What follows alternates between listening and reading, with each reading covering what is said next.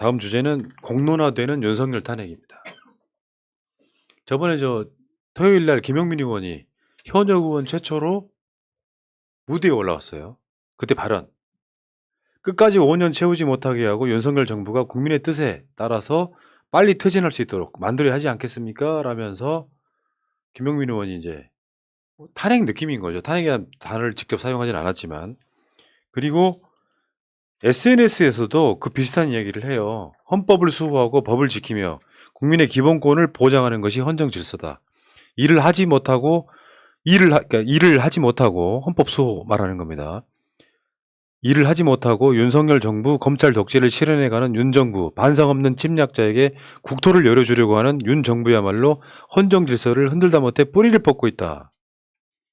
뭐 이런 이야기가 쭉 되면서 지금 민주당에서도 이제 탄핵 열차에 올라타신 분이 계시고 지금 관망할 수밖에 없을 텐데 어차피 탄핵이라고 하는 것은 민중이 끌어가는 거예요.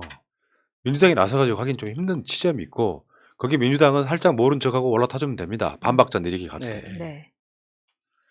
근데 이제 그 참 답답한 게 윤석열이라는 사람이 워낙 사안마다 엄청나게 큰 실수, 엄청나게 큰 부정처럼 보이는 짓들을 하다 보니까 하나하나에 대해서 국민들이 느끼는 이 감각이 너무 무뎌지고 있다는 느낌이 드는 거예요.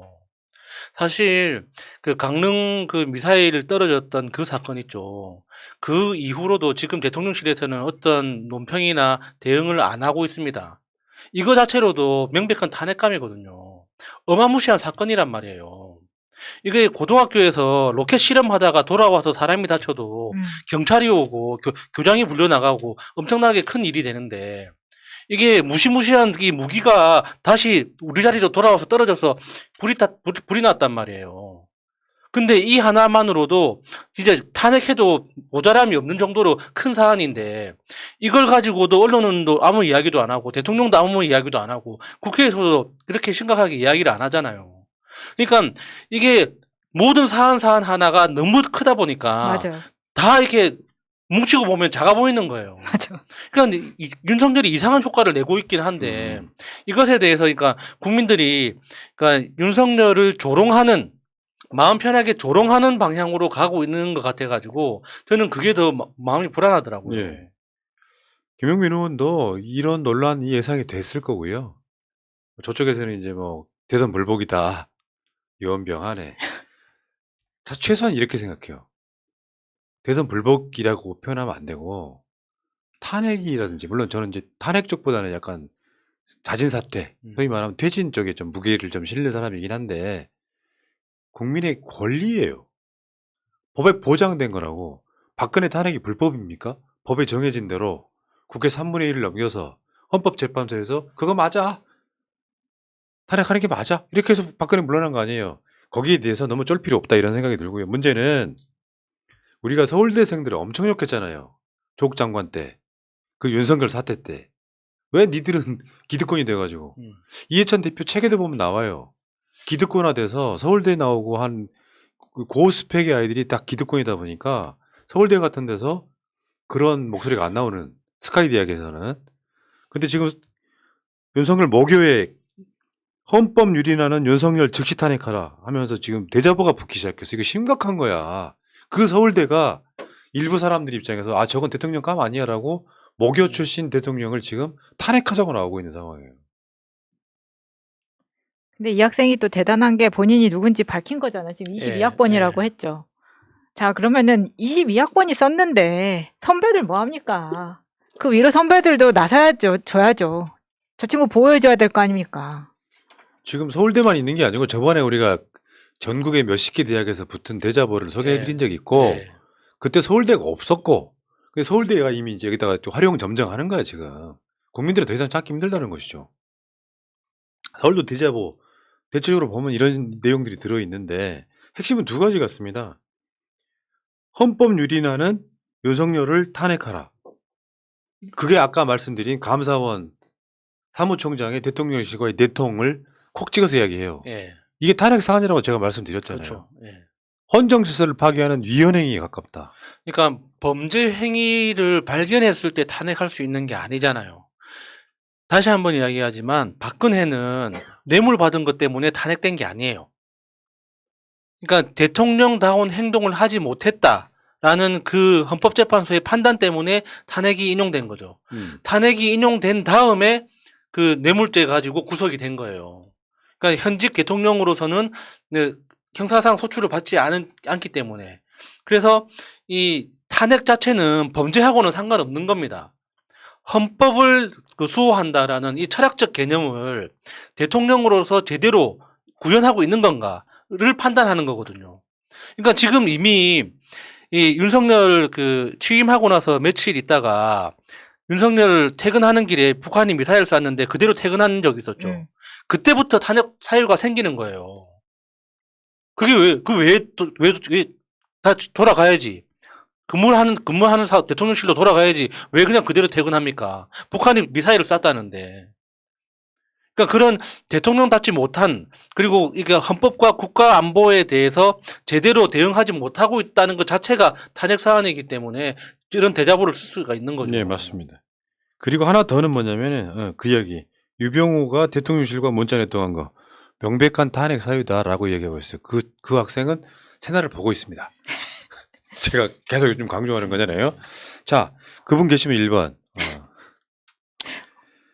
그리고 또 하나가 붙은 게 있어. 요거는 뭐냐면은 윤석열 정부는 표현의 자유를 억압하지 말라. 윤석열차 이야기입니다.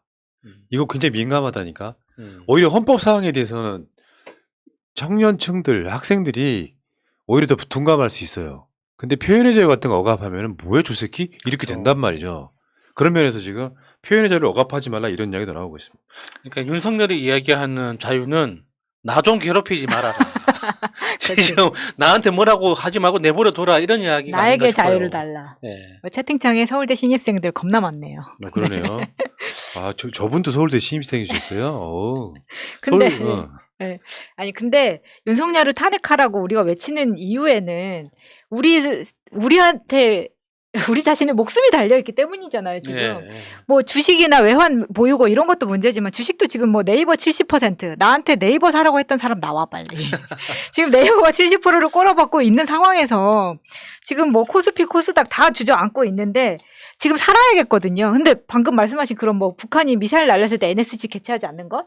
이런 것도 뿐만이 아니라 이번에 미사일 잘못 쐈을 때도 군 장성 출신인 김병주 의원이 갔는데 군 부대에서 지금 사진 많이 돌아다니잖아요. 유리문 닫고 자물쇠로 건 다음에 민주당 의원들 못 들어가게 했습니다. 해명 자체를 아예 하지 않고 그 자리를 은폐해버리는 데 갑갑하고 있다는 거예요.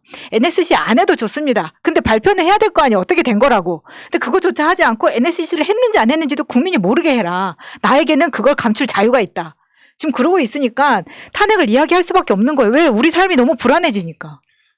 그러니까 탄핵 사안 중에 첫 번째가 헌법 정신에 위배되는 거예요.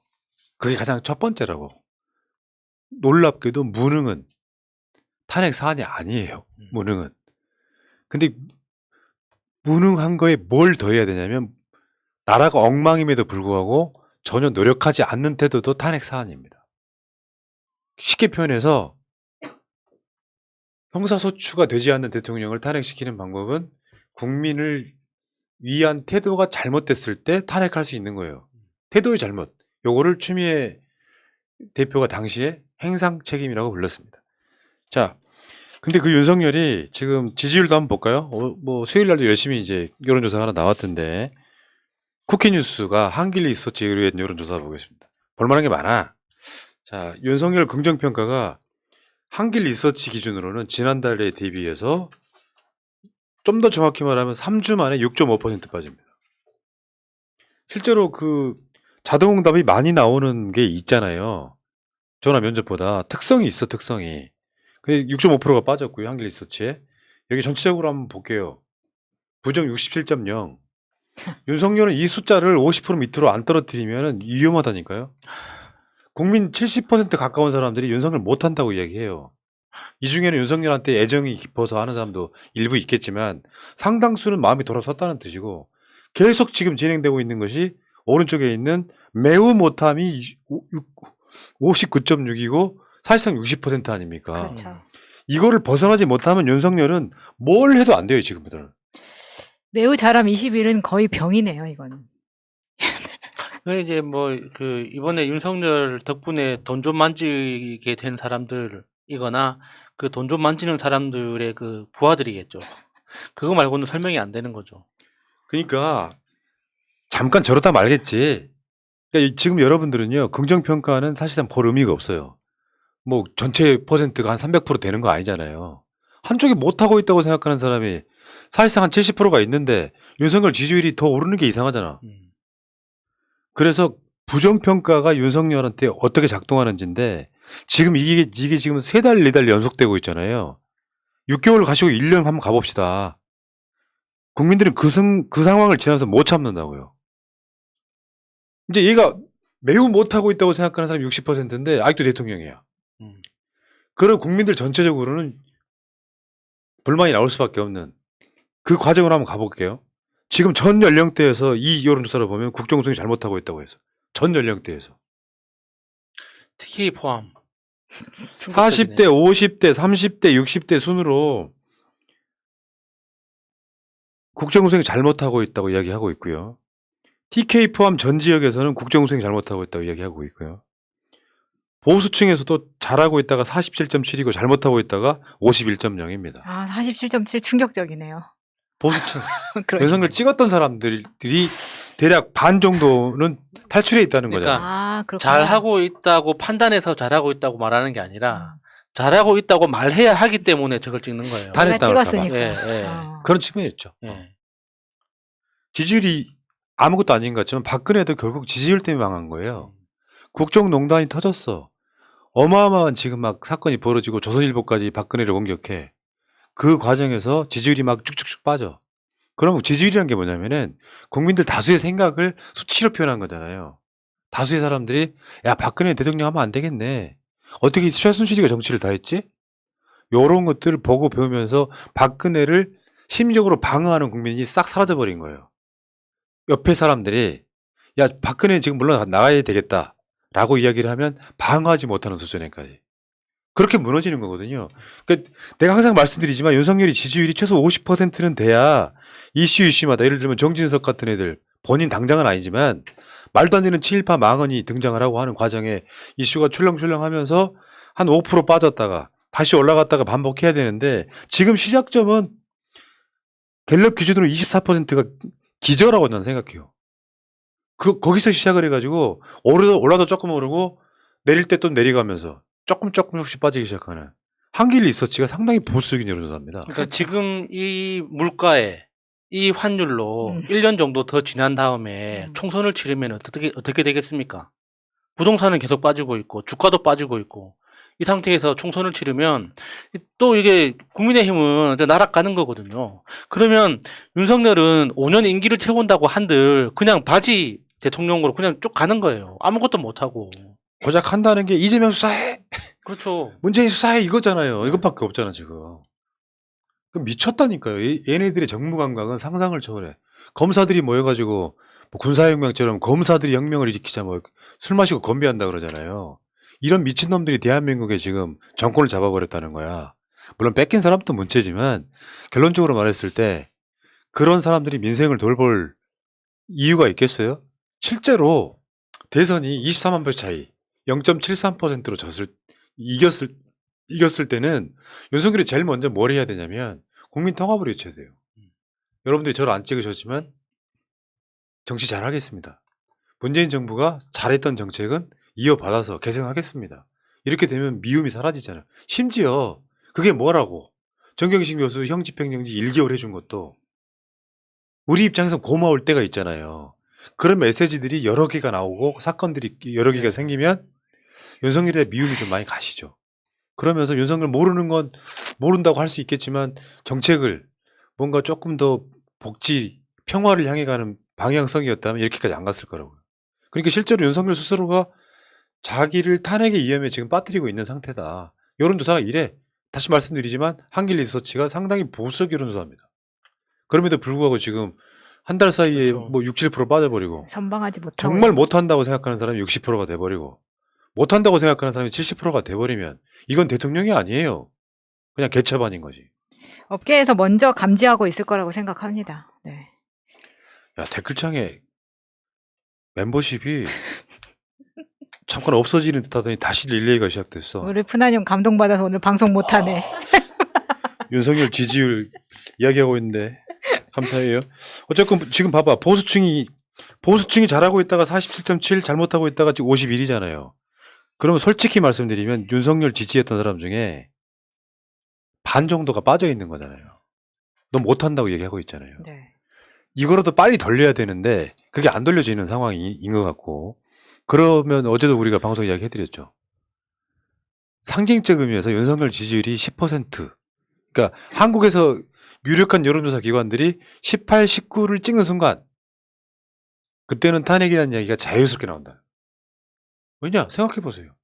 민주주의란 뭡니까? 이 사람을 뽑기는 뽑았는데 대통령이라고 하는 자리를 못하면 탄핵하라고 법에 명시되어 있는 거예요. 예. 지지율이 70% 나오는 대통령 어떻게 탄핵해요? 국민들 중에 20%가 안 되는 사람들만 이 사람을 지지해. 80% 이 사람을 싫어해. 못한다고 생각해. 그러면 국민이 어떻게 해요? 내려와. 임기가 보장돼 있긴 하지만 그 윤석열이가 임기가 보장된 기관장들 임기 보장해 줬습니까? 똑같아요, 입장은. 좋은 카피가 생각났습니다. 못 살겠다 갈아보자. 이게 딱 좋네요. 왜 예. 어디서 많이 들어본 것 같지? 예, 예. 이번 저 촛불행동 거기 텍스트 제목이 그거였어. 아 그래요? 못 살겠다 갈아보자. 그거 옛날에 언제도 썼었죠. 음. 그 옛날에 언제예요? 이승만 때. 아, 전생에 봤구나. 자, 어쨌건 윤석열 탄핵이 지금 공론화되고 있다. 그리고 22일 집회도 중요하다. 근데 그 전주 집회도 중요하다. 지금 2주 남은 거예요. 이번 주 집회가 더 중요하다는 건 아니고 이번 주 집회도 더 많아져야 되고요. 실제로 이제 그 숫자가, 저는 그렇게 생각해요. 22일 날 10만 명 정도만 모여도 어마어마하게 모이는 거예요. 10만 명 여러분 생각보다 상상을 초월하는 거예요. 그렇죠. 서울광장 앞에 있는 그 도로를 꽉 채우면 10만 명 될까 말까. 근데 저는 22일에 갑자기 대폭발할 것 같아요. 엄청 많이 오실 것 같아요. 지금 그렇죠. 전국에서 버스 대절한 숫자가 장난이 아닙니다. 알겠습니다. 자, 여기까지 하시고, 자, 감동 주는 채팅창 더 열심히 하고 있는 새날 감사합니다.